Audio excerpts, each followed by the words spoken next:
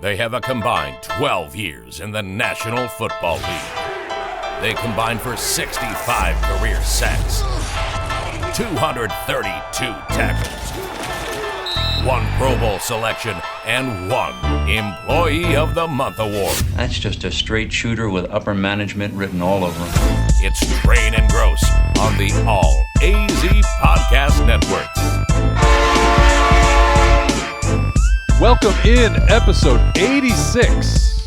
Train and Grose, B-Train, Bertrand Berry, Mike Grose, Sean Crespin with you this afternoon. Coming to you from Train Station Studios in Phoenix, Arizona. Yeah. It's the last Monday of September. I always like to do that just for context. We're recording it on the last Monday of the month. That way, if we say something and then you pick the podcast up later and you're like, oh, come on, guys. Yeah. This clearly happened on Tuesday. Well, just so you know, recording on Monday. One of my favorite parts of September is September 21st. I get to play Earth, Wind, and Fire. Every single year I do it. I put it on social media because it's one of the all-time great songs. As long as you remember. The 21st of September. I mean, it's right there. I mean, that's good. Thank you. Very good. Thank I mean, you set me up real nice. That was Jason Kidd-esque. You're welcome. Right there. You and Manouch. I mean, did you see? I saw Manouch the other day. I saw him. Yeah. Manouch was so happy to see you. Yeah, I was happy to see him. Whose idea was it for the picture, though? Manouch.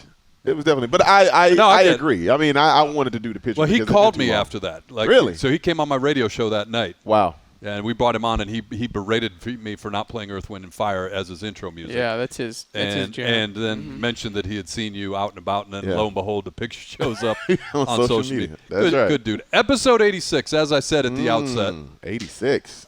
There's a long list, but the number of 86s in the Nothing jumps in out the Pro right away. Football Hall of Fame is limited. So I went with James Lofton. I like it. Yeah. James Lofton is who we'll give this out to, and hopefully I didn't close the window. There's a lot of guys that were impressive that wore number 86 who are not yet in the Hall of Fame. Not that they will be, but yeah. So 3 guys that are in. I don't even know one of them. James Lofton, of course. Buck Buchanan and Dante Lavelli. I don't know who that is. He's probably from way back in the day. Way back. And then the list of guys that are not yet or perhaps someday may make the Hall of Fame, a guy that like Hines Ward. I was just about to say Hines Ward. Yeah, he's one of my favorite players of all time. Antonio Freeman. I'm just throwing it out there. No. Gerald Irons, who played at Michigan. Wow. Homer. Okay. I like it. So Todd Heap. So, there's Todd Heap. Yeah. Yeah, so. I love Hines Ward. Do defensive guys have a little bit of an extra amount of respect for an offensive guy that plays the game like Anquan Bolden or a Hines Ward, like a skill player like that? Because both those dudes come to mind, and then Steve Smith Sr. as well. Got to get that in there because those 3 to me come to mind as wide receivers that I just wouldn't want to have to get And mix it up with. And the crazy thing about that is all 3 of those guys you just mentioned either played for Pittsburgh or Baltimore. Yeah, the mentality, right? The mentality. Yeah. And the Hines Ward obviously played against him in the biggest game that you could ever play. And he's one of those guys that defensive guys say, yeah, he could play on this side of the ball. Anquan, same thing. Yep. Steve Smith Sr., you could say the same thing. All those guys were completely football players. They weren't a position-specific player. They just were football players. You put them on the field, no matter what side of the ball, you knew that they were going to pop off your screen. Yeah. Well, Anquan would have played basketball, apparently. We asked him if he wasn't a wide receiver. Can you imagine Anquan as a safety coming over the middle? No. I'm just saying. No. Anquan was one of those guys, one of my favorite teammates of all time. I've said that before. Yep. But he would have been scary because his attitude, he played offense like defense. Yeah. And that's the thing that you love about those type of guys is that you respect them and you know that the way that they play the game, they have the same mentality that you do. So you got to buckle up your chin strap because they're coming. You hear the term a lot thrown out there, prima donna wide receiver. No prima donna. Whatever he was the exact opposite Complete of that, opposite. Right? Yes. So, yeah. I mean, as a fan, you can only appreciate it. And I vividly remember his first game. Against the Detroit Lions. No, just not where I was. Like I was. It was one of those things. I try to always watch the game, but it was a day where I couldn't watch the game. So I was late doing stuff. I was taking a shower during that game, and I turned the radio up so I could hear it while I was in the shower. And I think he scored 3 times while I was in the shower. He was going bananas. Yeah. Like, I mean, that's obviously the bursting on the scene, all that, but vividly remembering where I was and how it was described on the play-by-play call as part of that. He's a fave on this show. Absolutely. Sure. Well, he didn't even wear 86. How about that?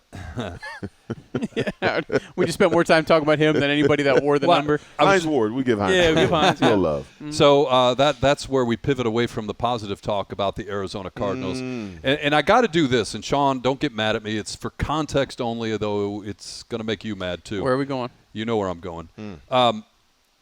As a Cardinals fan, you suffered through the opening week and we talked about that here. It was just obliteration. Yep. And then you played bad for at least 2, maybe 2.5 quarters. 3.5 against the Raiders. Against the Raiders. 3.5. And fortunate to win on a scoop and score to get it to overtime by Byron Murphy. Byron Murphy, a local kid who played his college ball at the University of Washington. There you go. I saw a tweet this morning that came out because, again, the reason I bring this up, as a Cardinals fan, after that Raiders game, you're like, okay. 1-1's not so bad. Maybe this was enough to wake them up and turn the corner and energy, whatever you want to say. Maybe infect the locker room with whatever that is. And so here you go. A gentleman by the name of Austin Gale, who he used to work for PFF. I don't know who he's with now, Pro Football Focus. All 3 of the Raiders' opponents this season, Chargers, Cardinals, and Titans, are a combined 1-2. And their only win is against the Raiders. Yeah, and who's the only 0-3 team in the NFL? The Las Vegas Raiders. So my point, not bringing that up, we can talk about the Raiders if Sean wants to later on. My point is, as a Cardinals fan, you might have been feeling good last Sunday, maybe about 4:30 Sunday afternoon. Little momentum. Flying home with a win, and that was dashed. I mean, you were down 10-0 before anybody sat down and got settled in the seats yesterday. And it's not that so much because I think there's serious flaws with this edition of the Rams team. Because as bad as the Cardinals as bad as the Cardinals looked, at the half it was a 1-score game. Yep. And it was It was a 9-point? Yeah. Or 11 point, whatever it was. There was no margin for error. Right. The Rams looked bad against the Falcons, and the Rams looked bad. And again, they played the Bills, so take that with a grain of salt. But the Bills lost, the Chiefs lost. So if I was going to pump, anyways, I think there's some flaws with this Rams team. Oh, a lot of flaws that will probably be borne out against teams that are even a little bit better than the Arizona Cardinals. Yes. Because that, as bad as the Cardinals played, and to be within a touchdown of the Rams yesterday at halftime, that's inexplicable to me. Inexplicable. When do you know what a team is? We talk about it as talking heads, but you were there. October. And especially now that you have one less preseason game, really September is really extended preseason. So looking at these teams, the 3-0 teams, the 0-3 teams, I don't think you can – 0-3 team, sorry. I don't think you can or the 1-2 teams that were unexpected. Yeah. I don't think you can look at them and say you can pinpoint this is who they are for the next 14 weeks because you don't have the time in camp. You don't play the preseason game. So the first time you really get a feel for the rhythm and the timing of the season is your first time kicking off. And that's really like a preseason game. So everybody's still trying to find their way, kind of like how Bill Belichick routinely treats the first 4 games, the first quarter of the season in September. He's just trying to feel his team out. And by the time they get to November, December, then you see what that team really can become. Because you're not wrong, Grose. I mean, there are a lot of things with the Rams right now that make you scratch your head a little bit. Like you expect a team coming off a Super Bowl who's bringing back the majority of their cast to be able to just fall back in rhythm, but that's just not the case. No left tackle. Yeah, no left tackle. You lose. I think people are underestimating how much they're really going to miss Odell Beckham Jr. Because, yes, you've replaced him, with Allen Robinson, I believe it is, and you've got, you still got my man with the Triple Crown. I mean, he's still there. Cooper Kupp, but and Andrew Whitworth. You miss Andrew Whitworth. That is a huge loss, and I don't think people talk about that enough. And combine that with the team is not as hungry. When you win, you don't necessarily have the same amount of energy, the same amount of juice that you did when you were trying to chase it. I'm not saying that the entire team is suffering from that, but if there are enough guys that are suffering from that on a given team, it's going to affect the overall outcome no matter how hard you have those individual performances come out. It takes I mean, there's so much that goes into an NFL season, from training camp to preseason to the regular season to finally getting into the postseason and then doing what you guys did, make a run to the Super Bowl.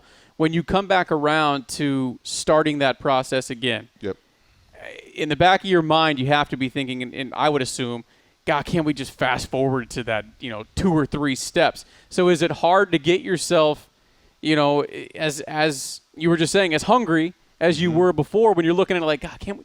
We know we have a chance to get back there. Can we just get to that part? The thing that I see with a lot of teams, and this is just human nature, and we saw this yesterday with the Kansas City Chiefs. You look at the schedule and you think to yourself, oh, okay, we got that one. Yeah. That's a win. That's a win. We're going to struggle with that one. But those are wins. Those are wins. Those are wins.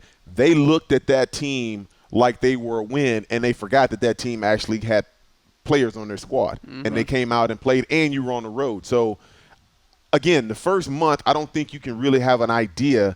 It's something that we say, dare I say, pump the brakes. The first month of the season. Because you really can't tell what these teams are in the first month, the first 4 games, because they're still trying to get their legs under them. They're still trying to get their timing, their rhythm.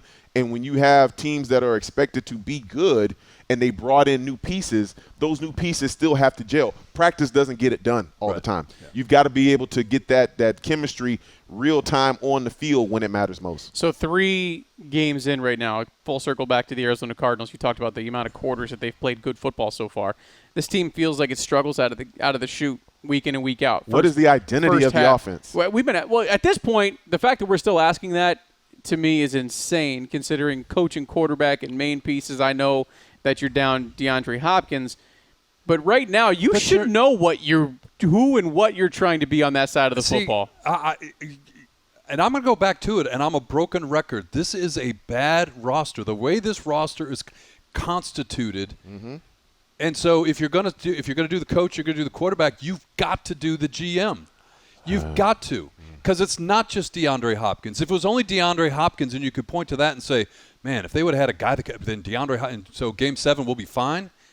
I don't feel like if DeAndre Hopkins comes back on, like, that's not going to fix it. Right. You've got guys that can't get on the field. What the hell's going on with Rondale Moore? What's going on? Hamstring. You chose AJ Green. You chose to make a tight end. It wasn't your first round pick, but he was your first pick. Where the hell's he? Where's Hollywood Brown? Where's Hollywood Brown? The guy that you gave up the first round pick for. The way this roster is constituted is seriously flawed. Yep. Not giving anyone a pass that's on the field earning a check. Yeah. I'm not. But and if you can point to the offensive side of the ball. Yeah. The defense, my goodness. The defense, my goodness. Who's the leader in this team in sacks? That'd be J.J. Watt. With 1? He's got 2. Oh, 2? And he didn't even play opening week, and he shouldn't be, because everything that we said, and we said it on this podcast, not that we're the only ones that know the truth. He's old, he's slowing down, and he was hurt. He didn't play. He missed the last game because of COVID, and then COVID led to a calf injury for him. See, here's the thing that bothers me about the Arizona Cardinals right now. When you look at that game, you chose to throw the ball 58 times against a team that is known for getting after quarterbacks. Yeah. So why would you play right into the opposition's hands as far as what they want to do? You're going against their absolute strength. The strength of the LA Rams is their ability to get after quarterbacks and the ability, presumably, to shut down your number 1 receiver with Jalen Ramsey. So I look at how they tried to attack this team. 37 times he connected out of 58. That sounds good, but when you are a team that's trying to keep that pass rush in check, why would you put your franchise quarterback, who you just gave all this money to, in harm's way 58 times? The flip side of that is 21 rush attempts. So you look at that. 79 plays, that's impressive, but you got no touchdowns. 79 plays for field goals. 12 points. For field goals. 4. And the other thing, too, that was so striking to me when you recap this, when you hear that, you're like, okay, you've got all those plays. You couldn't punch it in the end zone. Maybe you've got turnovers. Maybe Kyler threw picks in the end. The Rams forced 0 turnovers yesterday. But they did get after Kyler. They got after Kyler. There's no question about that. Why would you open up your franchise quarterback 58 times to a team that's their wheelhouse? They want you to throw the ball because that's when their defense looks the best. If you want to go after a team that likes to rush the passer, run the ball. 21 carries, less than 3.5 yards per carry was the total there. Yeah, I just didn't understand the game plan. I didn't understand 58 times trying to throw the ball, and I understand you were down double digits early, as you said, Mike, before everybody even got down in their seats. But still. But you knew that this is a division opponent, and you're going to have to see them again in L.A. 10 points, yes, they were down double digits. 10 points, though. In the first half, first quarter. In an NFL game, as we've seen, yes. that's not insurmountable. No. So to your point, you're playing right into their strength. The other thing that bothers me because I guess this is a coaching, to your point, a game plan / coaching question is, I hate this. They're 4 of 5 for fourth down conversions. And I hate it because they shouldn't. I think they're – because how big is that one that they missed? How big is the one they missed? And I think it gives them a false sense of security because I don't agree. Even though they converted with them, I think you could go back and dissect a couple of those and say you shouldn't have gone for it. Yeah, like when you're down 2 scores and you can kick a field goal to get within 1 score and you don't take it. Among others, yeah. Thank you. That's the one. No, among others. But here's the thing that people don't look at when you start talking about fourth down. You're 4 for 5 and fourth down. That means you were 0 for 4, 0 for 5 on third down. Yeah. That's the thing. See, people, you look at that and say, man, Cliff Kingsbury, he's a gunslinger. He's going for it. He's a guy that takes chances. He takes risks. No. He's a guy that can't convert first downs on third down. That means that more times than not, you should be punting the ball, playing field position. 6 of 18 on third downs, to your point. I'm not a math guy, but it seems like you 33%. missed 12. Yeah. You missed 12 of them. Yeah, that's not good. Rams not much better at 3 for 8, but you're playing with a lead, so it's a different calculus for them. And then you look at special teams. How many times are we going to see special teams come in the rear's ugly head with the punt block? I mean, that was the thing that really got this game off on the wrong foot because they were automatically playing on their heels as soon as they got that block punt and got optimal field position. And then from then on, you just saw the team. They just looked like they were playing on skates. Yeah. It's the old here we go again mentality. And the Rams only scored 20 points. I mean, this was really a one-possession game throughout the course of it, but you couldn't do anything to take advantage of it. That's what I'm saying. Like, you lose, you were trailing at half by a single score. You end up losing by a single score. Yeah. It never felt like the Cardinals were in the game. No. I'm not looking here going, damn, if they would have just – to Sean's point, yes, on a fourth down, if you kick a field goal and make it a single – but even with that, there's nothing that I saw from the Cardinals that said if they would have done what most people think they should have done, that they would have been able to execute and go on a game-tying drive. Okay, let's look at this for just a second because we have to address Kyler Murray. I don't think he was the lone reason why they lost the game yesterday. I don't. I don't either. I'm not saying that he played unbelievably or played out of his mind, but when you look at this stat, 37 for 58, that's a pretty good percentage.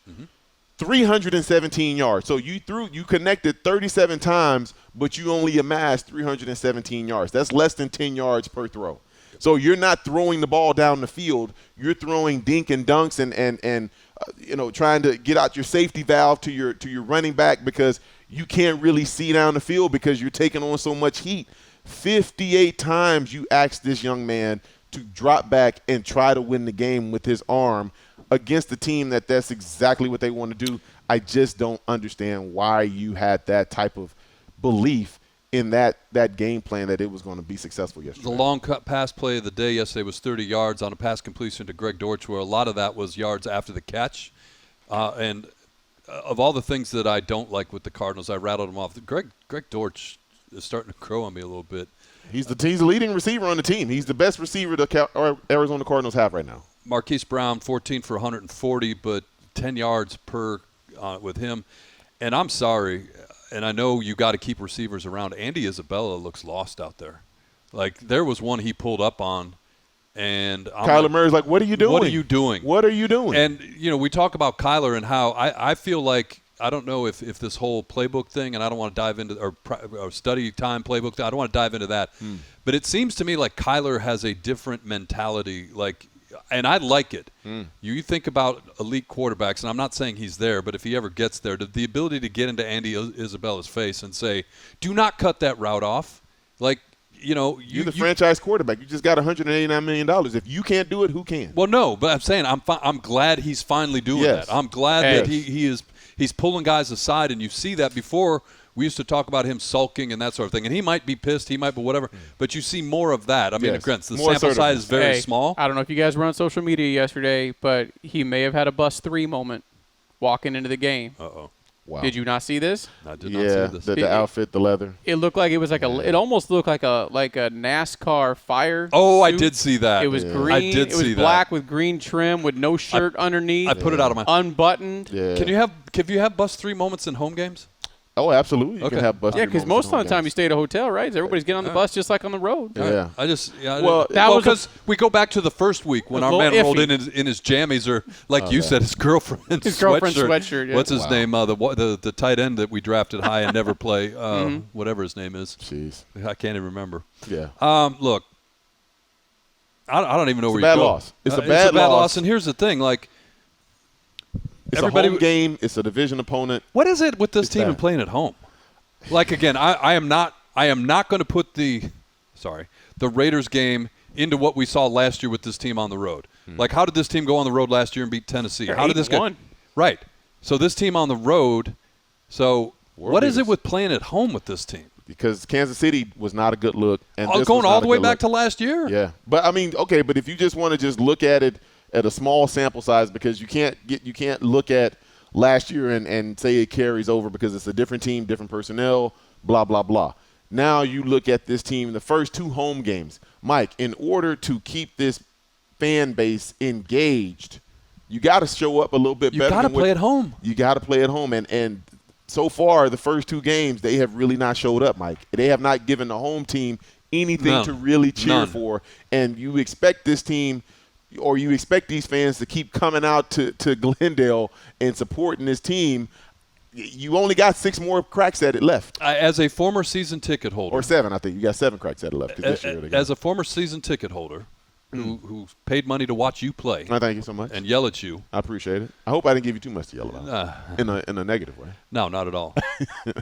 Thank you so much. I have 2 games that are in my mind. You're the first game, the exhibition game against the Steelers. Oh, wow. Yeah. And I don't know that you and I ever even talked about this, but, you heard stories coming out. We had to have talked about this. Even though it was the Steelers, and the Steeler fans travel and they're everywhere, you guys talking about the noise that you could hear it from the locker room. It's tangible. That you never heard at Sun Devil Stadium. There weren't enough people to make that kind of noise. That's the point. Yeah. And then the other game that I go back to is the NFC Championship game that never should have been played here and was. And the emotion, even the victory notwithstanding, the leading up to it and the noise during the game will stick with me forever. But now if I'm a season ticket holder, it's a long way for me to get to this point, and my buddy's a Rams fan and says, dude, I'll give you double face for your Rams tickets and the parking pass. Done. Why not? Mike, okay, a lot of fan bases would never do that. Ever.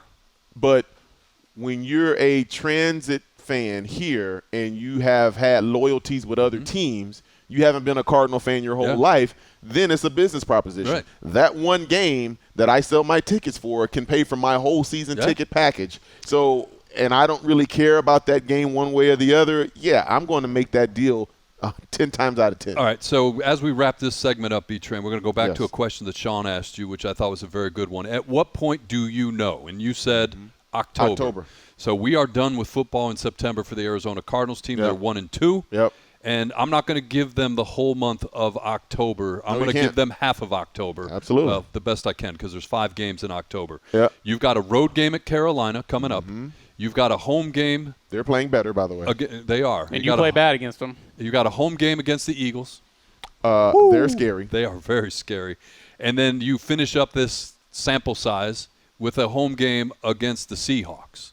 Eesh. After that, a couple things happen. To your point, you probably know who you are at that point. You definitely know who you are. After but 4 or also 5 at that games, point, 6 games, you know who you are. At that point, you also get DeAndre Hopkins back, and hopefully some of these other guys that have been out and unable to hit the field. I'm looking at you again, Steve Comm. I don't care what anybody says.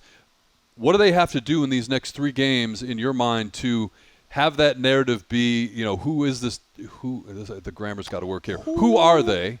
And who are you? And is this a team that will be in a conversation even, say, December? Like, what do you have to do? You've got at Carolina, home against Philadelphia, at Seattle. What do you have to do to be relevant? You got to win 2 of those. You got to win 2 of them. And I'm guessing it's got to be – and this is what we just talked about, and partly why I asked, at Carolina, at Seattle. Because you better beat Carolina and you better beat Seattle. I look at this Eagles team. I don't think you beat Seattle. This Eagles team – I remember there was a lot of split decisions. People were talking about the NFC East. This is a good Eagles team. But you look at what they've done as far as putting people around their quarterback. Oh, yeah. A.J. Brown's side of this story, that's one you could talk about league-wide. You could talk about that countrywide. He has been such a great addition and a great spark for Jalen Hurts and what they've been wanting to do. And now you're starting to see the former Heisman Trophy winner come into his own, and the defense is playing out of their mind. I mean, they look like a team that's actually ready to go do something real special. There was one of us in this room who, when asked who's going to have the biggest leap, that said Jalen Hurts. Anybody remember who that was? I think I did say that. Thank you. And I think I said the Eagles were going to win the East. Wow. One of us had to just, someone. Hey, one of us said the quarterback in Jacksonville. Yeah, I think we all agreed on that one. Yeah, all of a sudden they look like they're playing football. Somebody put something out there like, how did the Chargers lose, or what's going on with the Jaguars? And somebody said they're finally washing Urban Meyer out of their system. Right. What's going on? Real quick, we talk about coaches here, right? And Sean brought it up about a decision where you don't kick a field goal when you maybe you should get have. Within 1 score. You're counting possessions at that time. But is it me, or is there a lot of that going on in the NFL? Dan Campbell, and I go back to this, and look, as a Detroit native, I know bad football, I know bad coaching. And I said this, like, you watch Hard Knocks, you're like, damn, Dan Campbell, love the energy, love the passion. I said, I believe on this podcast that, man, if I work there, if I'm a player there, that might get old in a hurry. And he had a bonehead play yesterday, and then he gets up in front of his team and then gets on the podium close to tears saying, I cost my team a win. At some point that gets old, and he's not the only one out there with bad coaching decisions that cost their teams games. Mike. What did I text you guys both yesterday? More games are lost than won. Yeah. And you're starting to see that more and more and more. These guys rely too much on analytics. They don't look at the actual game itself. You've got to lock into what's going on the field and what you see. Don't give me stats about in this situation, based on the down and distance, the probability. No, what does the game flow tell you? What does the emotion of the game say to do in that moment? I think even Andy Reid and company had a couple bad decisions yesterday. Awful. The fake field goal. Are you kidding me? Yeah. I understand your field goal kicker is not he's not Bucker. He's not your starter. But a fake field goal in that situation, when they're looking for that, they know he's not really in range. How did you think that was a good idea? And if Andy Reid can have a bad decision, if you're going to go for it there, you put the ball in Mahomes' hands. Yeah. Forget the fake. You put the ball in Mahomes' hands. And you see the expectations that lead to frustrations. Like Patrick Mahomes and Eric Bieniemy being separated. Yeah. Right? But I think that was more of Patrick Mahomes saying, hey, look, man, I'm Patrick Mahomes. Give me that chance. Yeah. I'm Patrick Mahomes, dude. You've seen me do this. You've been my coordinator my whole career. Don't you know who I am? Don't you know who I'm Patrick Mahomes. You know what I mean? It was a Kevin Durant moment. You know who I am, right? Patrick Mahomes to Travis Kelce is usually a way to get out of some of these problems. But even Travis Kelce had to admit on Twitter yesterday that he played like a garbage. He did. All right, that's going to do it here for this segment. On the other side, I think we get into the Phoenix Suns. Do we have to?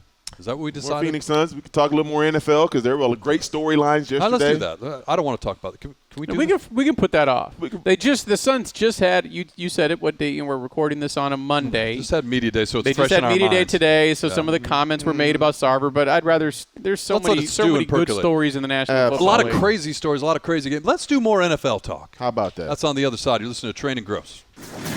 Train and Gross. Welcome back, Train and Gross. Give us a follow on Twitter. Check this out. training Grose. How about simple. that? It's just that easy.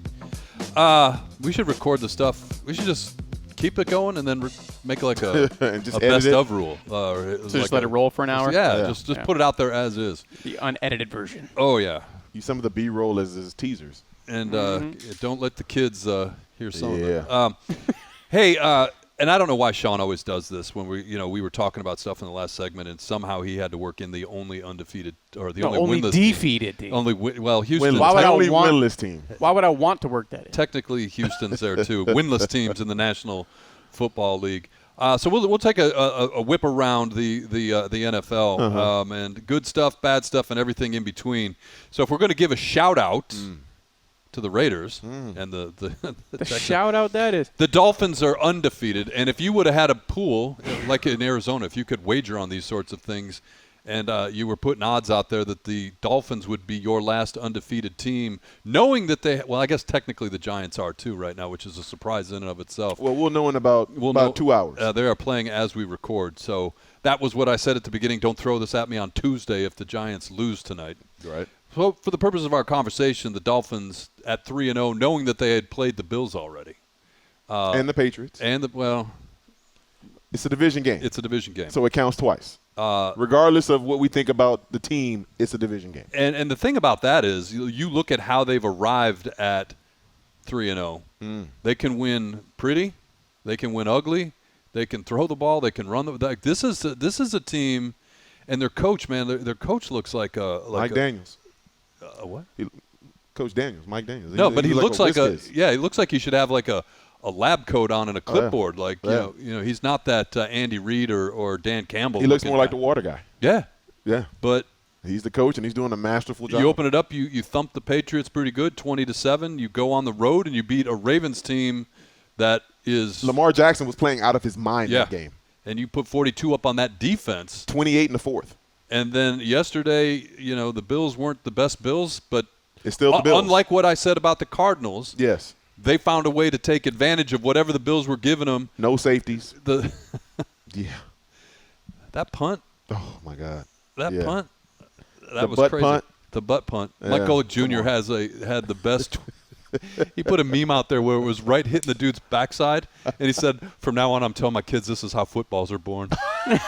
But the timing was perfect. Like the ball was just hitting the man's backside, and Hey, but you play the teams in front of you, and I'll go a step further, Mike. You talk about teams that are 3-0. There's only two. Yep. You got the Buffalo, or you got the Miami Dolphins, and you got the Philadelphia Eagles. Yep. And people are going to start. They're going to go the way too early polls, which my man Sean, I know he loves. But you start talking about who's number one right now in the NFL, because you've got two teams that are undefeated. Who do you put ahead of who do you put ahead of who? Do you put the Dolphins ahead of the Eagles? Do you put the Eagles ahead of the Dolphins? Because to me, I look at the Dolphins. I think their 3 games are much more impressive than what the Eagles have done. But I look at the Eagles and I think, oh my God, these guys are really good. They're really. I think they're a better team, but I think right now the body of work early in the season, far too early to pump the brakes session. Oh, we're going to get to a couple of way too earlys in the pump the brakes. But I think you got to put the Dolphins ahead of the Eagles right now because of the teams that they've beat in this 3-0 I think stretch. Absolutely the strength of schedule is tilted towards the Dolphins without question, because Detroit's kind of showing who Detroit is. Minnesota was just awful in that game. And the Commies, the team in Washington. The Commies? Is that what we said they are? The Commanders. Mm-hmm. But okay, so you shorten everything in sports. Yeah, you shorten everything. But here's the thing, fellas. Let's go Bronx. Here's the thing, and I didn't mean to go off on this tangent, but it just hit me for a second. Coaching really matters in the NFL, because let's think about this for a second. You've got the Eagles, who are led by Jalen Hurts. Mm-hmm. Yep. You've got the Dolphins, who are also 3-0. Who were led by Tua Tagovailoa, who, by the way, both of those guys were teammates at once upon a time on the same team. Yep. And you've got the Patriots, who have Mac Jones, who they were all teammates at the same time. But then you think about the Oklahoma side of this for Jalen Hurts. You've got Baker Mayfield, and you've also got Kyler Murray here. When you start talking about guys that you thought would project higher in the NFL, you didn't have Jalen Hurts as that guy out of either one of those programs. He was a system guy at Alabama. He was a system guy at Alabama, and he had a really good 1 year at Oklahoma where he finished second in the Heisman. But nobody thought he was going to translate to a big-time or a big-time pro. But you already said this, not explicitly, but when you look at both these teams, the other thing that matters is roster construction. And giving your guy the tools he needs to be successful. Yes. And why is Jalen Hurts successful? 20 receptions, 31 targets, 15.4 yards per catch by A.J. Brown. A.J. Brown and Devontae Smith. Please do not forget Devontae Smith and what he's next on the doing. list because his numbers are even better. But, when you look at A.J. Brown, and the story was like, just get me on a team and give me what I want, and I will produce for you all day long. And Jalen Hurts should be up there putting thank you cards on the GM or whoever it was that made that decision. Yeah. Right? I mean, thanking Tennessee every day for letting him go. Even the flip side, too, is, Miles Sanders. Like, again, a guy who's not going to, blow, it wasn't like he's a guy that works in the system and plays the way they're playing right now. So roster constitution matters. Absolutely it matters. Construction, whatever you want to call it. And I would say the same thing down in Miami as well. But you've got to be able to fit your scheme with your personnel, Mike. 100%. I think when you start looking at the Miami Dolphins, it didn't work for Tua because Tua didn't have the scheme to fit his strengths. Tua Tagovailoa was a guy that was based on accuracy and throwing that deep ball. He didn't have a lot of guys. He had some track guys, but he didn't have that guy that could really take the top off and give him opportunities to push the ball down the field and push it down the field accurately to his other weapons. Yes, you know that Jalen Waddle is a guy that can burn, but when you have a guy that like Tyreek Hill who can take half of the secondary away with him, now you've got opportunities for Jalen Waddle to eat up all of those yards in between, and now you don't have to worry about everybody locking in on one guy and really suffocating your passing offense. Yes, Sean. I was going to say that particular game, I think, circles right back to where you kind of the headline you gave for yesterday's NFL action and teams beating themselves more than teams winning. More games are lost than won. You look back in that Bills and Dolphins game. The Bills had the ball for 40 minutes and lost. Twice as much. 40. Twice as much. And lost. They had 497 total yards of offense to 212. And lost. Statistically, they won every category. It's unbelievable when you look at the team stats from that game. Statistically, everything. Time of possession, total yards, total first downs, turnovers. Everything from a stat standpoint, the Buffalo Bills won. But when it mattered most, it was the Miami Dolphins who made the critical plays when it mattered. Yeah, the big fumbles for Allen. And that's why the offensive coordinator's on video going ballistic. Yeah, in the box. And I don't know there's a good place to bring this up, but Sean brought it and I wrote it down so I wouldn't forget. You've got now with Tua, and I would put Justin Herbert in this as well, player safety / who makes the decision? Like, supposedly there's an independent doctor on the sideline away from the team. Brandon Staley is going to get in trouble for this one. Well, they're saying that it was not his head, it was not cognitive, whatever, it was his back. Wait, no, you're talking about two of them. You're talking about Justin Herbert. Okay. We can talk about both either of them. way. Yeah, either way. You think the Chargers went too far letting him play? Oh, absolutely. He should not have played. He should not have played at all. This is your franchise quarterback. He should not have gone back in the game where he got hurt. This is your franchise quarterback who you look to for the next 10 to 15 years to take you where you want to go.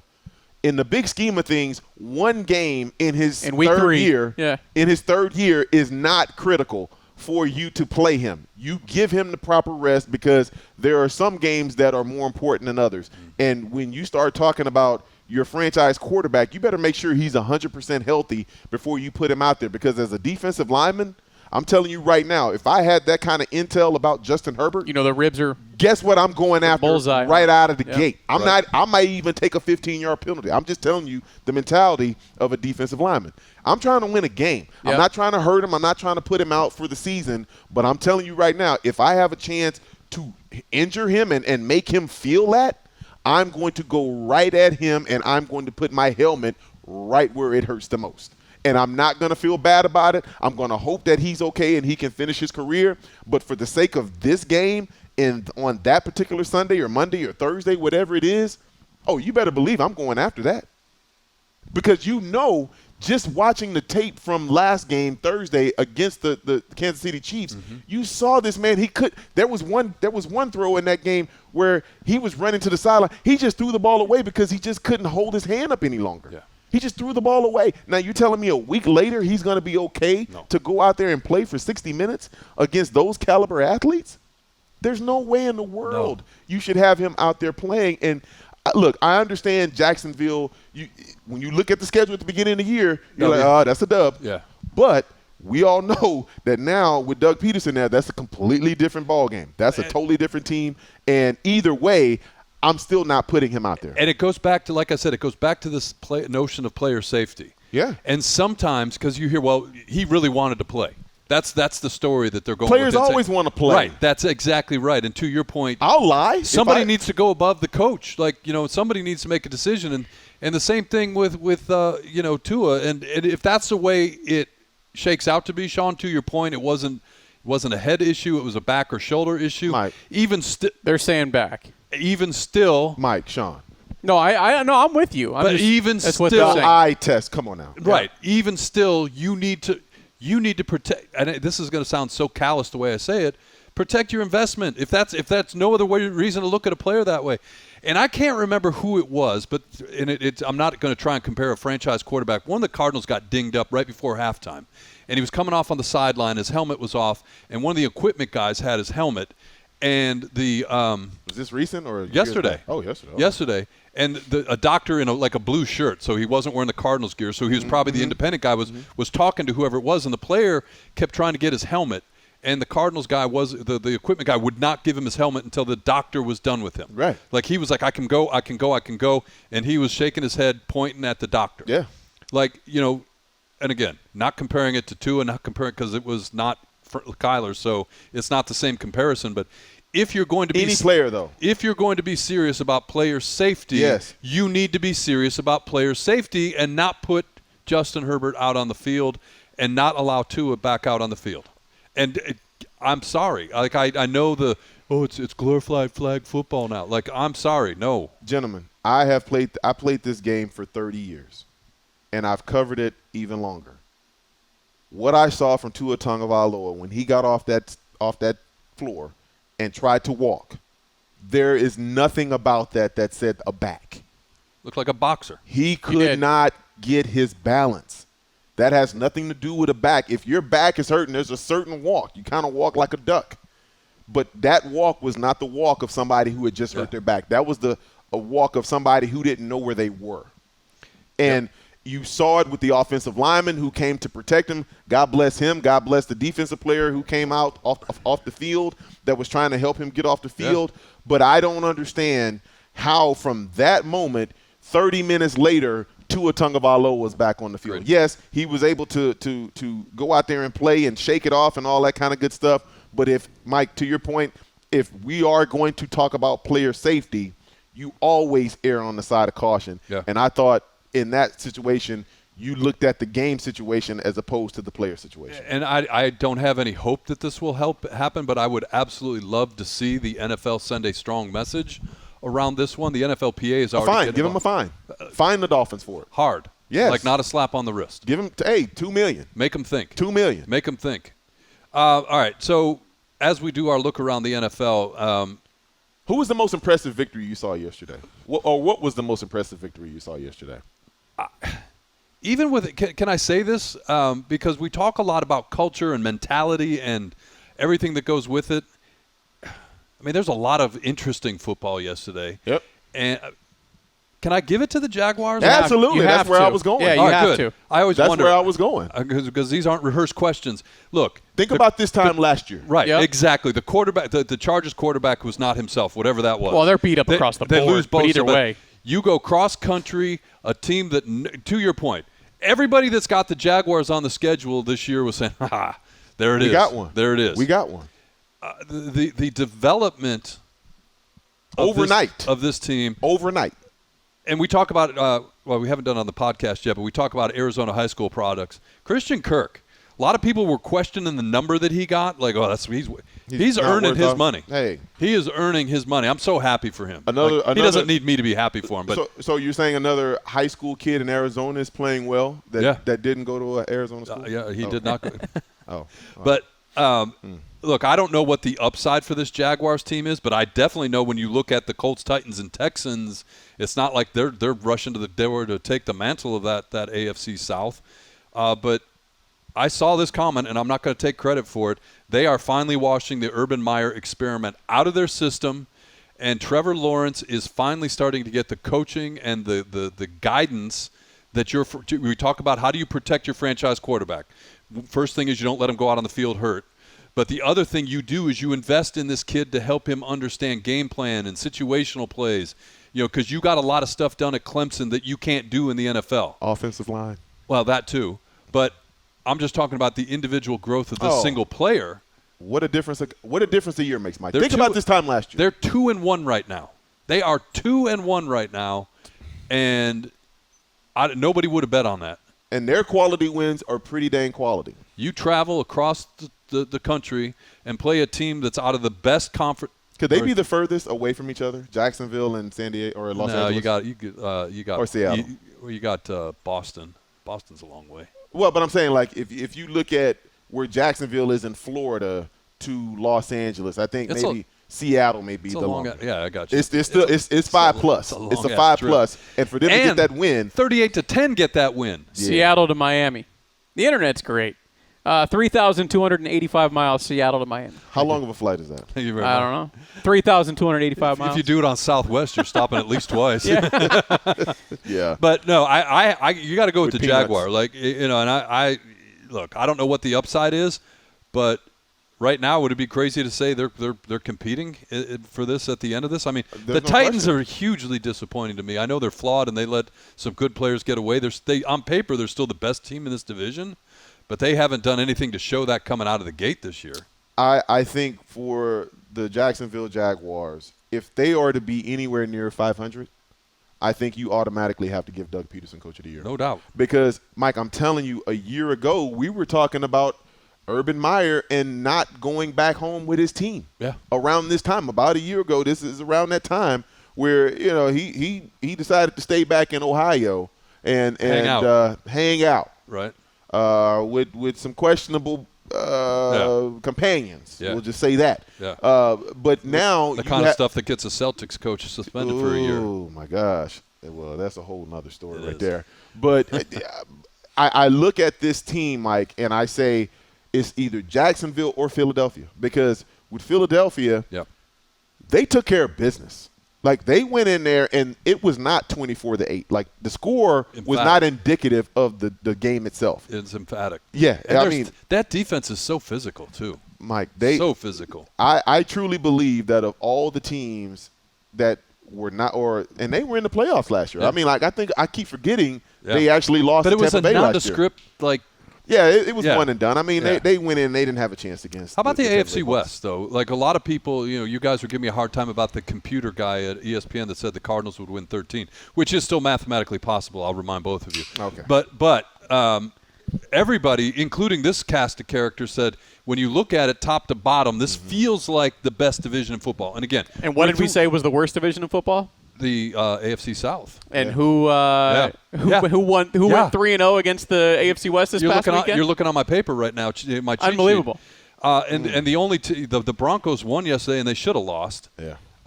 Chiefs 2-1, bad loss yesterday. Broncos 2-1, lucky loss. Lucky win. Should have been a loss, lucky win. Chargers 1-2, bad loss with a lot of question marks, and then. Yeah. That other team. Yeah. The thanks, guys. We're not going to do that to you. We're not going to, because we already talked about it. Yeah. But this division's upside down. Yeah. And week 1, week 2, I'm saying, like, look at Buffalo and Kansas City on a collision course. I mean, we can't, and they still can be, but yes, and we can, all we can go off of is what we've seen thus far. So we've got the built-in pump the brakes because it's just week 3. But all you can say is based on what we've seen in the first 3 weeks, what teams look like what. And I got to say, I did not see Jacksonville coming. No.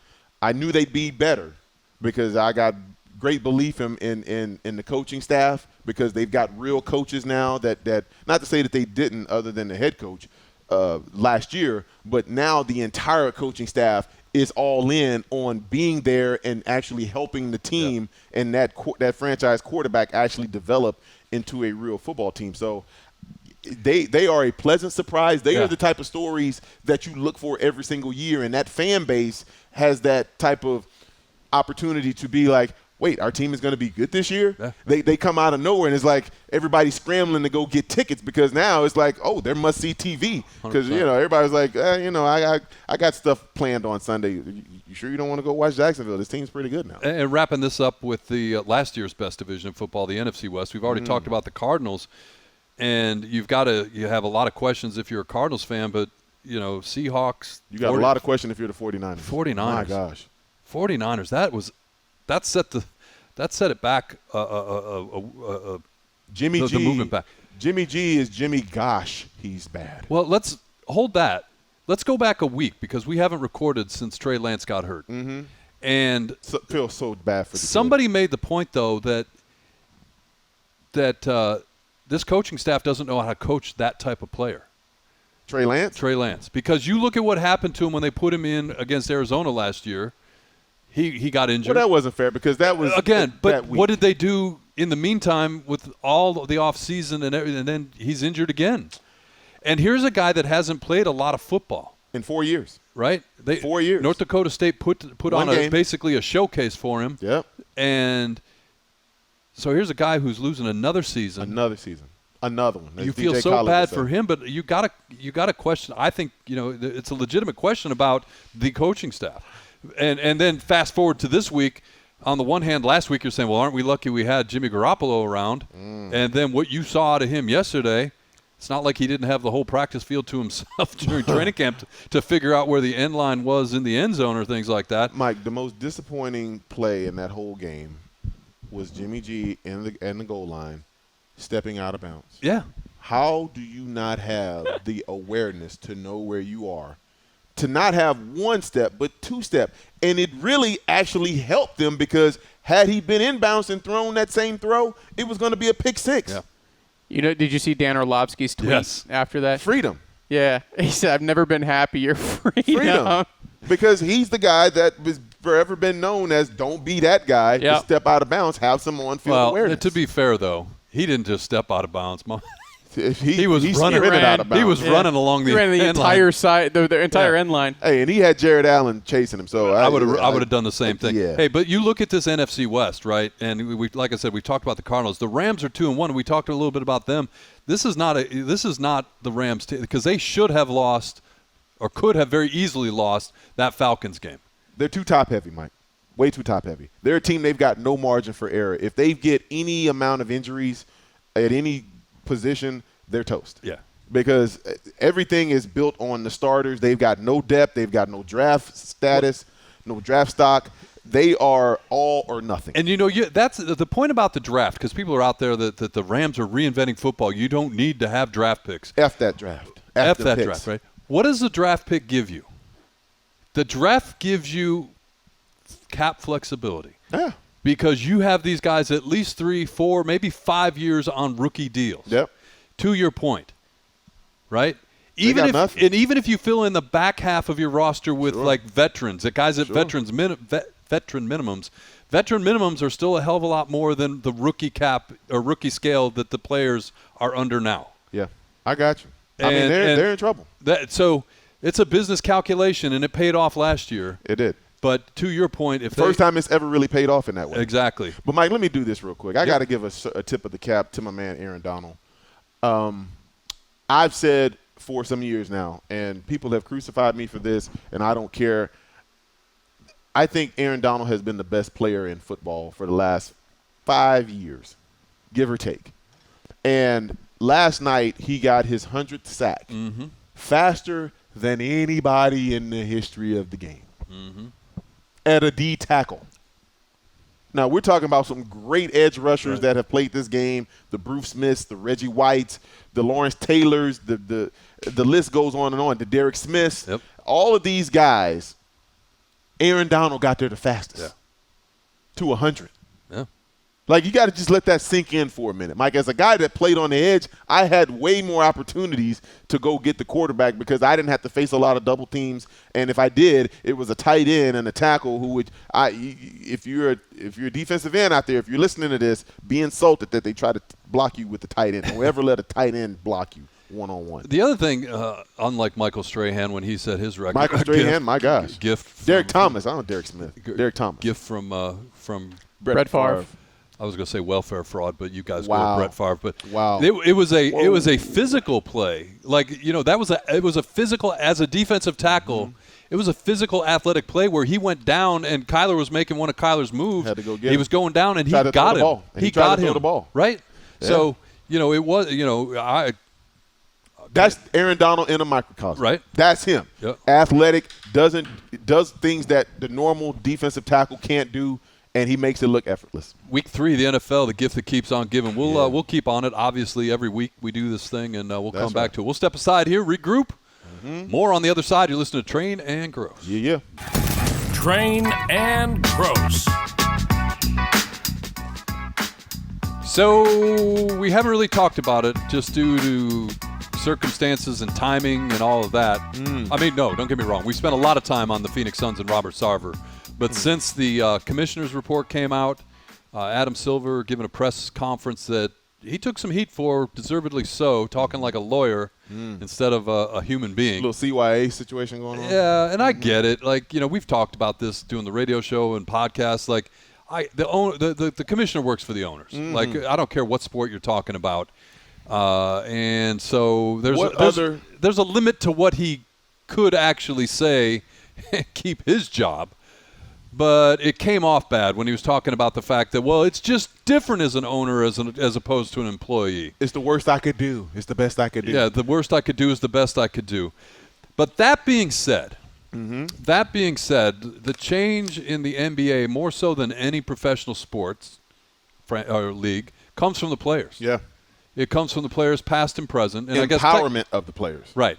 And technically, I guess, if you believe the story that came out about Michael Jordan, technically he straddles that line as an owner/player. He's the most famous guy in the sport. Right. So if he crosses a lot more lines. And the fact that he was apparently getting ready to weigh in on this forced Robert Sarver to say that he would sell his portion of the Phoenix Suns.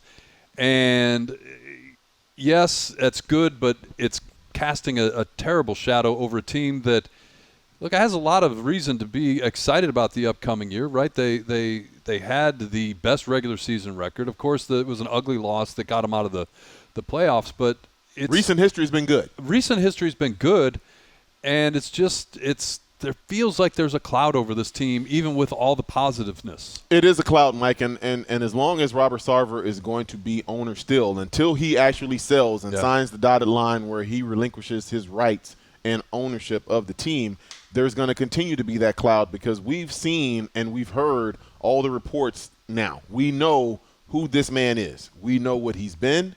We know his personality and how he's treated people who's worked for him.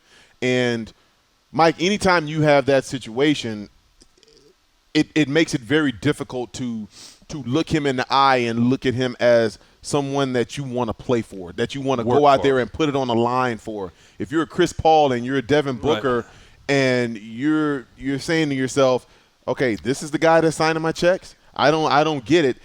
If they say I don't want to do that, as you said, Mike, to your point, the player empowerment now says those players can actually have more influence than they could in years past. Here's two things I want to say because I know you've got some thoughts here. You look at an NBA team, whatever team, but the Phoenix Suns. You see players, you see coaches, maybe you see the general manager every now and again. That's what you think a team is. Sure. Behind an NBA team is a business.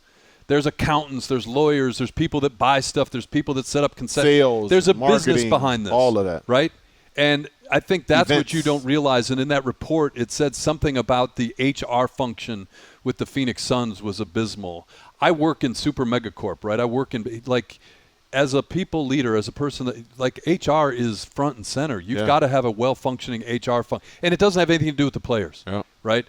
So that's number one. And number two, for me, his statement that he made after he decided to sell this team was so self-serving, so condescending, and he should be forced out. It's typical Robert Sarver. It is. He basically blames cancel culture as if it was like, hey, I said one thing one time and you're just going to throw me under the bus and make me say. No, bro. This went on for how long have you owned this team? For decades. Virtually since day one. This went on.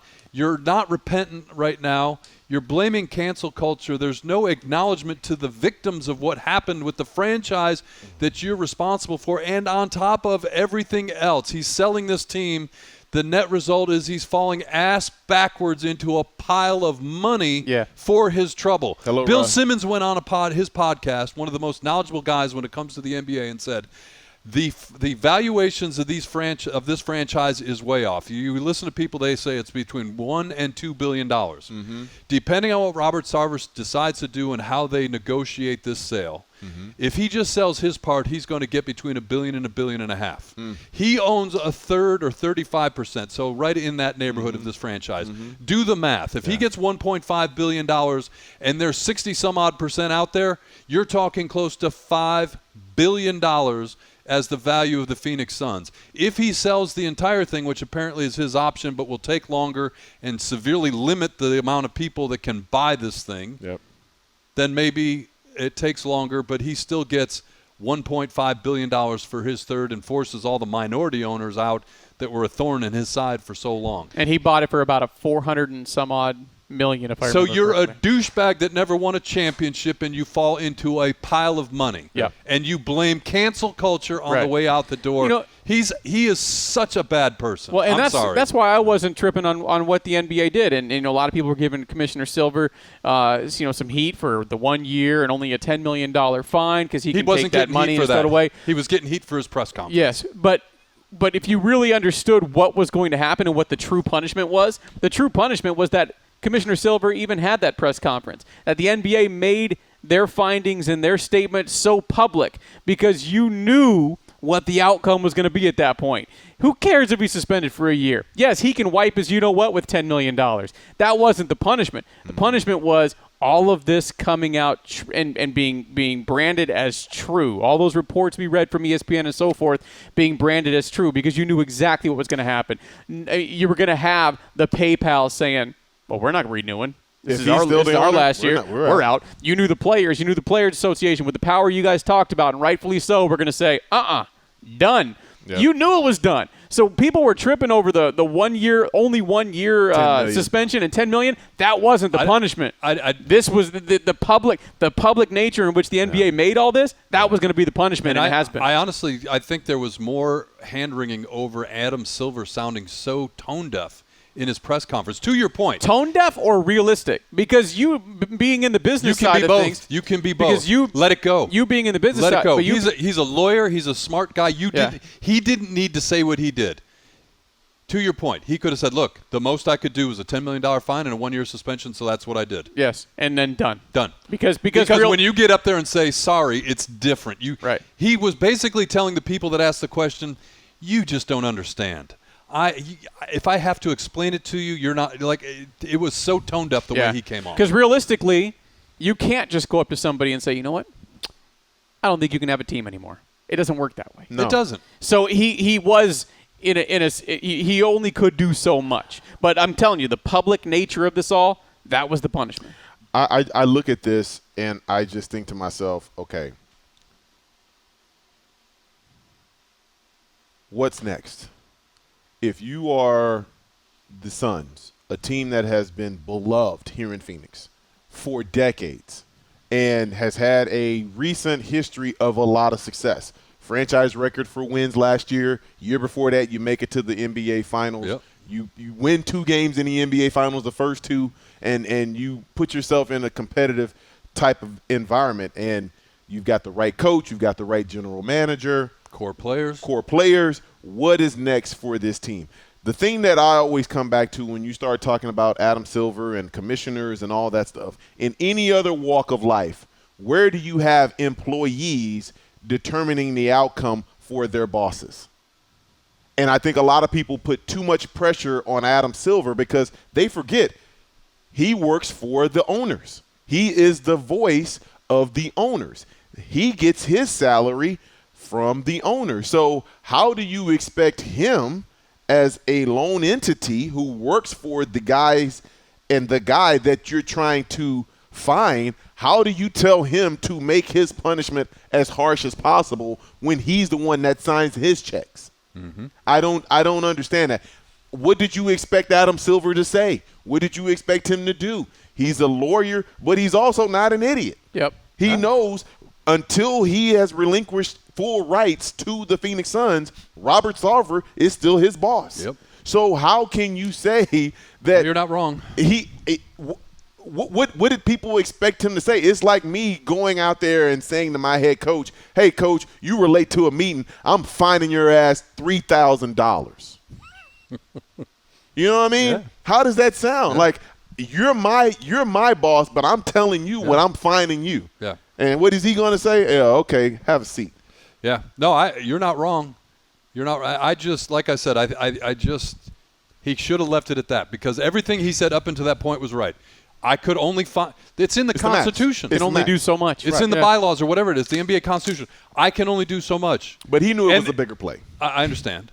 And the part about taking the franchise away, there's a specific mechanism for doing that. Absolutely. In the NBA. Absolutely. Right? And Draymond Green came out afterwards. Said take a vote. And I thought that was a great play by Draymond Green. They didn't want to do that because great play. It was going to tell on those other owners how they really felt. Right. I think he should still keep banging that drum. All right, I know he's selling, but how did it come out? Because they're on record somewhere. All this stuff gets out there. Okay, so what's your question in regards to who? How did who look? The owners, like Draymond Green, saying they would have looked incredibly bad had they had to take a real poll. Right, and so there was an informal poll. Because it wasn't going to be unanimous. No, it was not. And everybody was going to want to know who were the guys that didn't. Not only wasn't unanimous, there was not enough votes to take his franchise away, a la Donald Sterling. There you go. So not only that, they were about to lose a whole lot of sponsors. It wasn't a majority thing because it's like a 60-some-odd%. I forget, again, the math escapes me. 66%, I believe. Something like that. Yeah. So that means that there was a good number that were we ain't so taking what? this 30 franchise. Teams. Yeah. 24. 24 had to basically protect their own. But how would those 24 have looked, or how would the 8 have looked had they said no? We're not taking it away from him. So here, we go back 9. to it had to be 9 instead of right. So we go back to it, right? And it's not over. That's the thing because until he actually sells, it's still going on. Yeah, it's impacting this team. And he ain't going nowhere. He's one of those stubborn guys. He's going to be at the game, Mike. I can guarantee you. Who's this? This is Sarver. I don't think he can be at the game, right? What do you mean he can't? He's the owner. After a year. Oh, after a year, yeah. Oh, well, okay. Yeah, suspended a year. He's suspended a year, but trust me, whatever he can do to be part of this team, he's still signing checks. He's still the guy that is going to have his name at the bottom of that check that says paid to the order of. Yeah. His name is still going to be signed off. Whether it's a rubber stamp or his actual signature, sure, it's still going to say Robert Sarver. Yeah.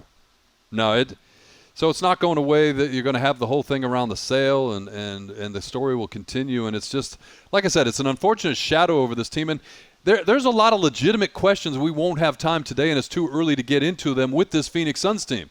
Because there were sounds from DeAndre Ayton, since we don't use nicknames for certain players on this show. Yeah. If you're wondering where DeAndre Ayton's head's at, go listen to what he said about, are you glad that the Suns matched the Pacers offer? If you're a fan of the Suns, go read Jay Crowder's all caps tweet that went out yesterday.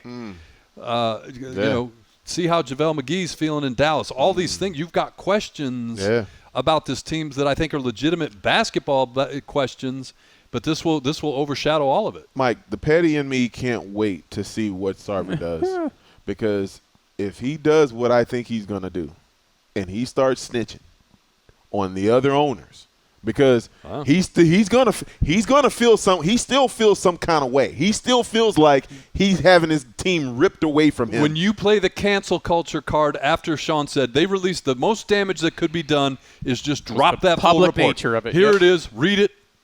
There you go. If he's still playing the cancel culture after that, you are 100% right, because there is an entitlement mentality. He ain't going out without a fight. Yeah. I'm just telling, and I'm here for all of it. If he starts dropping dimes, Mike, there is going to be so much material for our podcast and every other podcast and 100%. Radio show. This is far from done. Yeah. Far from done. Yeah. What's the guy's name that owns Dan Gilbertson owns the Cavaliers? Ooh. Dan Gilbert? Yeah. Dan Gilbert. You did what? Tell me about the time. Let me tell you about this time. Or the Prince guy that owns the Pistons. Remember that time? Oh, never mind. Yeah. Yeah, you're right. Do you remember? So, yeah, you know what? This is going to – buckle up. But the other thing, too, I just can't get over it. You do the wrong thing. You do the wrong thing, and you fall ass backwards into a pile of money. Yep. That's hey, kids, if there's a lesson to be learned here. But that's why it's always important for me to vet the owners before they get the teams. Find out who these people are before you give them full access to a franchise, especially a storied one like the Phoenix Suns. Put them through the same thing you put a number 1 draft pick through. I mean, put them through the same thing that you put any draft pick through. Yeah. Because all those guys have been vetted 10, 15 times over. How many workouts have they had to go through? I mean, just think about the workouts that they've had to go through just to be considered. Well, there's the on-court stuff, but then there's the tests, there's the interviews, there's the pulling police and FBI reports and all. Do that for the owner. Remember that time you were 14 and you got arrested for smoking weed? Yeah. Tell us about that. Yeah. What happened? Tell us about that. That's going to cost you some money. What about that tweet back in 2012? Tell us about that. 100%. And we'll end it. I don't need an answer for this, but you asked the question a while ago while we saw the storm clouds gathering. Phoenix. It ain't fun to be a Phoenix fan. Man. We didn't talk about ASU. We'll get to that in the future because that's it's not a franchise. But if the Suns are the storied franchise, program. ASU's been here since day one. You know, they are intertwined with the They Valley. are a cornerstone of this city. The hockey team, the baseball team's a disgrace, and their owner. The Coyotes have a bigger payroll than the Diamondbacks have. Wow. Right? Wow. So it's what are we excited? Days are here. What are we excited That's about? how you wrap up a segment, Grose. Way to go. The Waste Management Phoenix Open's coming soon. The Super Bowl's coming soon. It's the greatest show on grass. Thing. Rihanna. Hey, how about Rihanna? Yep, halftime. That's a big deal now. That is. That's good. Hey, At first, when they were trying to say it was going to be Taylor Swift, I was like, And you know what happened today, though, or yesterday when that came out? Got upgraded. All the Metallica fans got mad again. Oh, wow. Yeah, like they had a chance. I want Metallica to be this halftime show. Can you imagine the speakers that they would garner to do their show? We'll do a whole show on the commercialization of the halftime show so people understand how this really works. Oh, my gosh. And here we go. I'll end it on a positive note, or at least a word of wisdom. If you're complaining about the halftime show, you're not the target audience. You're not. Have a seat. Go eat your nachos. We'll talk to you later. Yeah, absolutely. We'll come back for the third quarter. Yes, please. Right? No doubt. All right. It's always a lead up. It's that Pump time. the brakes. Dad jokes. It's coming. Yeah. Trainer Grose will be right back.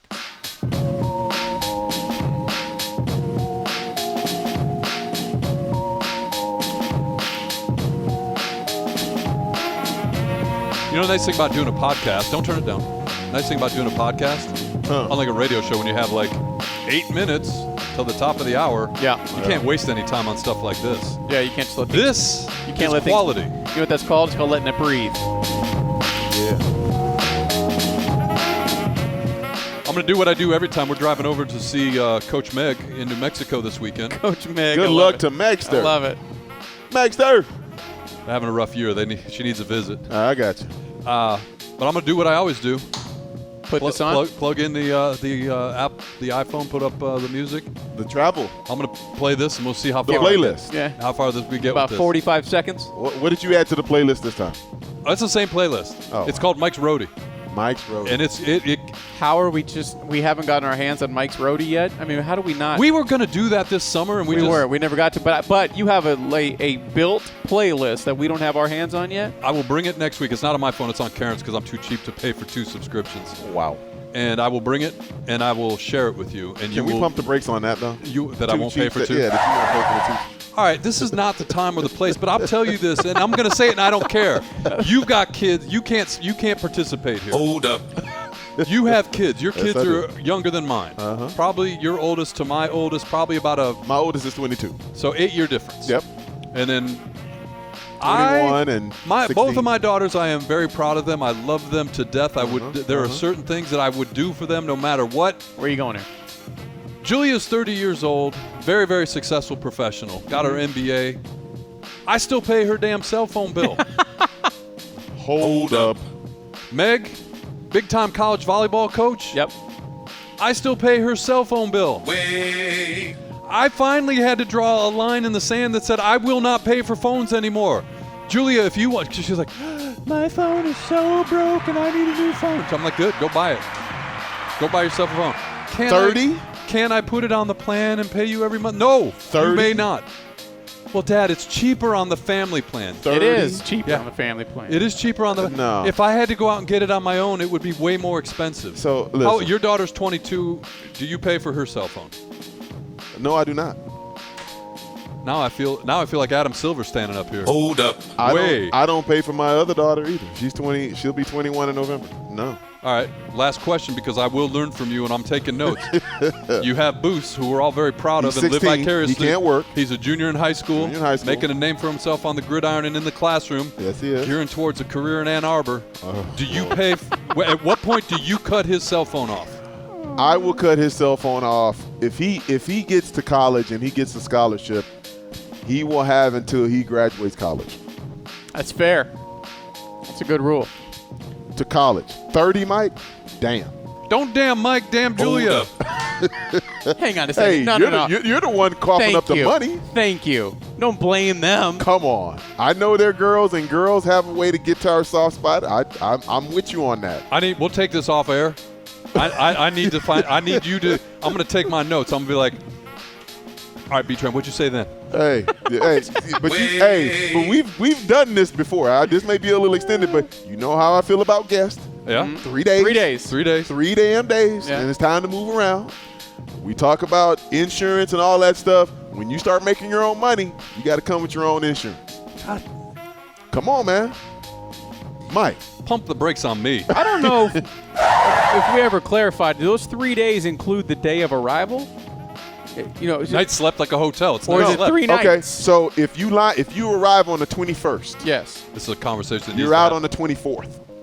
It's like a hotel. Okay, so 3 nights. 3 nights. Three nights, like a hotel stay. I like it. Okay, yeah. Makes sense. You check in, it's Yeah. like 4 days, 3 nights. Because I didn't know if I say somebody shows up 7 o'clock at night, does that count? No. See, I like 3 that. full days. 3 nights. Okay. But that's 9 meals, though. Yeah. Okay. You know what I'm saying? Like, that's all I'm saying. Uh-huh. At 10 if you count that dinner at Yeah, 7. if you show up at 6. Man, Show up at 7. I feel like us. No, you're not. Hey, Mike, you're not alone. You are not alone. There are plenty of people who do that for their daughter. Daughters they're sneaky, man.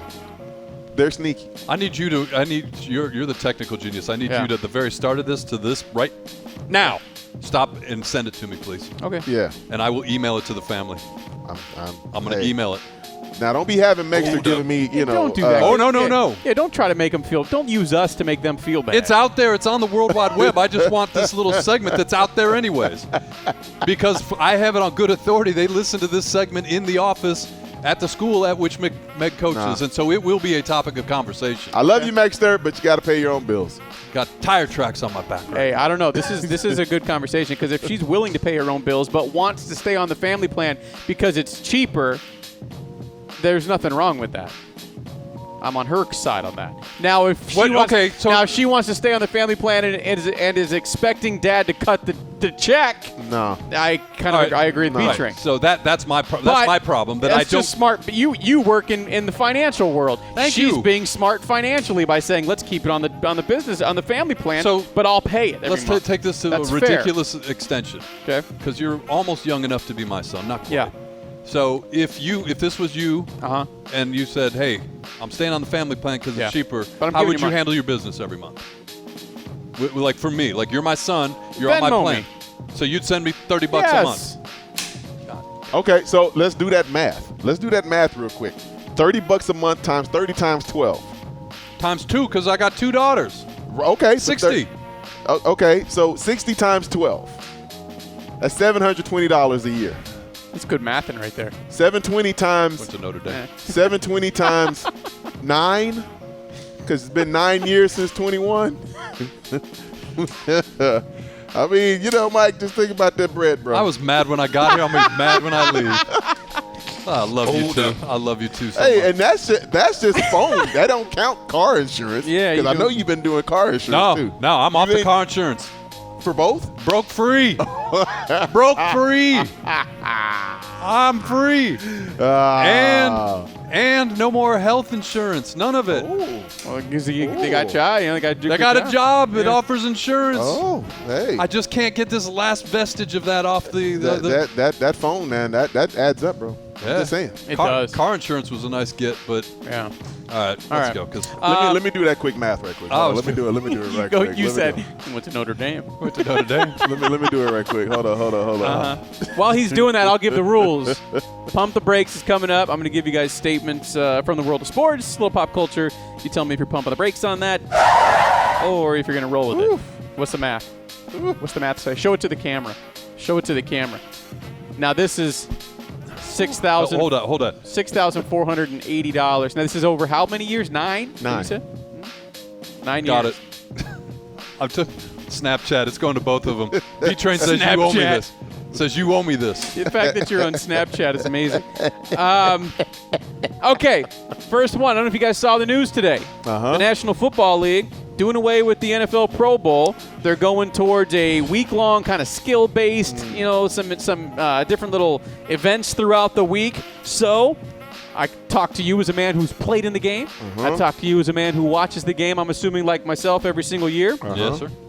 The Pro Bowl gone. You're going to miss it a little bit. Pump the brakes. The way that it had become, I'm not going to miss. It had become a joke. Yeah. It had become guys really playing powder puff in pads. And the one time that I got to go, and I will always cherish the one time that I got to go, I was voted in.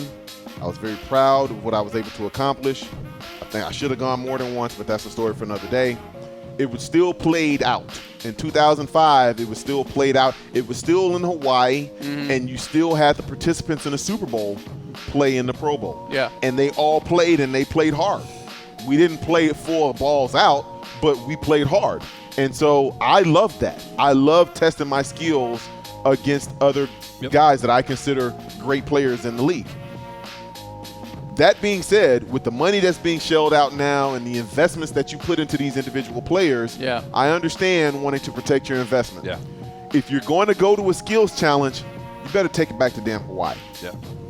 I'm okay with it as long as it's in Hawaii, because Not Vegas. if it's at Vegas or any other place where a guy is playing, it doesn't mean anything. Right. I remember Calais went one year, and it was here at State Farm Stadium. Yes. I remember that. I had tickets to that game. Yeah. I mean, how do you feel special if you're a Pro Bowl and you're playing in your home stadium? I had tickets to that game, and it was back when they were still trying. They were moving it around. It was like the first year, and they were doing everything they could do to keep it on life support. No. And, again, I made comments earlier about what it's been like to be in that stadium. I've been on both sides of it. I've been in the Bears game. Remember how that went with Bears fans? And then, the good times with Cowboys you guys. Or the good times for Cardinals fans. Yeah. It was 65,000, 70,000 people, because there was a lot of empty seats. It was like a speech, like a boring, like you're just sitting in your chair. Like, this isn't even football. Yeah. It looks like football because they got these cute little uniforms on, and there's a ball that, but it's not football. Well, that's what kind of made so it needs to go. And Hawaii is interesting, but they need to partner with the University of Hawaii or something, because I don't know if you guys saw it. They're playing. They tore down that stadium because it was structurally unsound, and they're playing in like a 5,000 seat stadium on campus right now in Hawaii.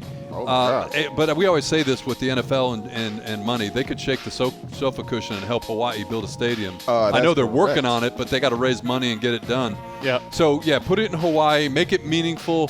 Let players take their families and significant others, like you talked about. It's a reward. Make it it's a reward for being one of the best. And be careful, because what was the dude's name that tore up his knee in the Robert Edwards. Edwards. Running back so for be careful, the Patriots. because even when you're trying to do something that's a skills-based, you're still talking about. But that was sand football, though. Right. Yeah, so that's what I'm saying. Don't get too cute. Don't do that. Don't get too cute, and just go back to the old school kill. Fastest man. Bench press. Quarterback competition. Agility drill. Like the wide world of sports from the 70s. Yeah. Yeah. They used to record that quarterback competition every year out there and that was excellent. Done. I always thought that was fun. You touched on it a little bit earlier. I pat myself on the back because I think I was way out in front of this one. And you know I love my way too early lists. Yeah. Jalen Hurts deserves to be at the top of your way too early MVP list. Pump the brakes or not. Oh, I ain't pumping the brakes. He's absolutely earned it. Now, the only reason I would somewhat pump the brakes is one guy in Baltimore that's maybe a little bit ahead of him. That's one Lamar Jackson. Yes. But you know how top 3? Absolutely. Well, and you know how these things work, though. They're voted on by the media members, and media loves new storylines. You know, Lamar's had his once. This is a hell of a story for Jalen Hurts, and if he does, I mean, there's a long way to go. He's got to play 14 It's a long way to go. And I like the prefacing of it as a way too early, but it's hard to argue. It's hard to argue. They're fun to watch, man. They're so fun to watch. The red zone, I look forward to Eagles highlights. Okay, so let me break it down for you guys just like that. Fun to watch.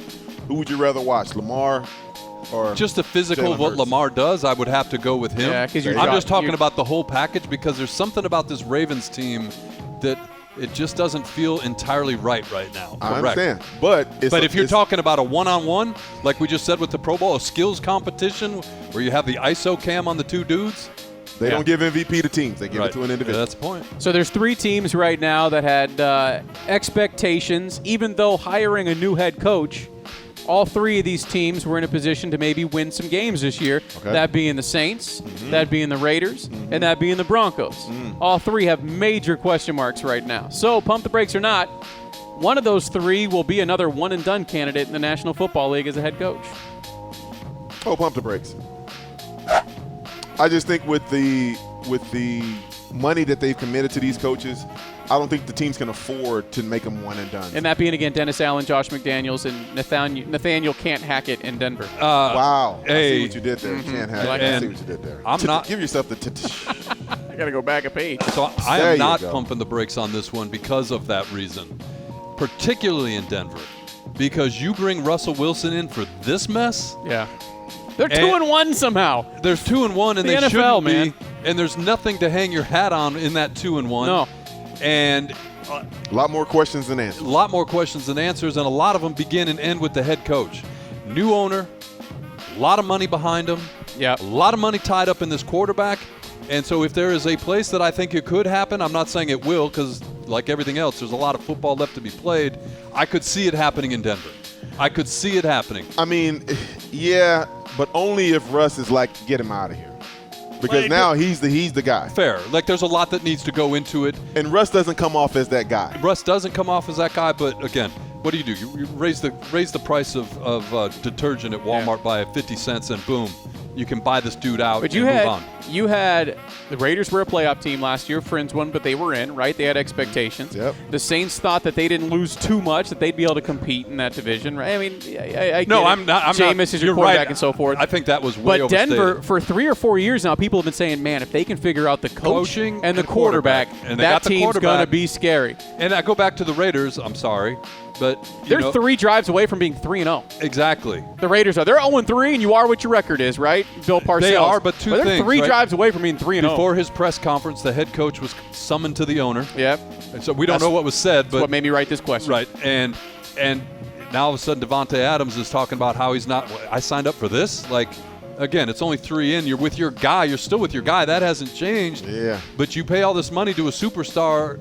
That's a bad look after 3 weeks. And when you're used to going 13-3 every year, to be 0-3, it feels a little different. Well, and to be targeted one time in the second half. Yeah. And at his press conference, he said, "I'm fine with less targets when we're winning. When we're not winning, I don't care. Yeah. I need the ball." Yeah. Which you absolutely can't blame him.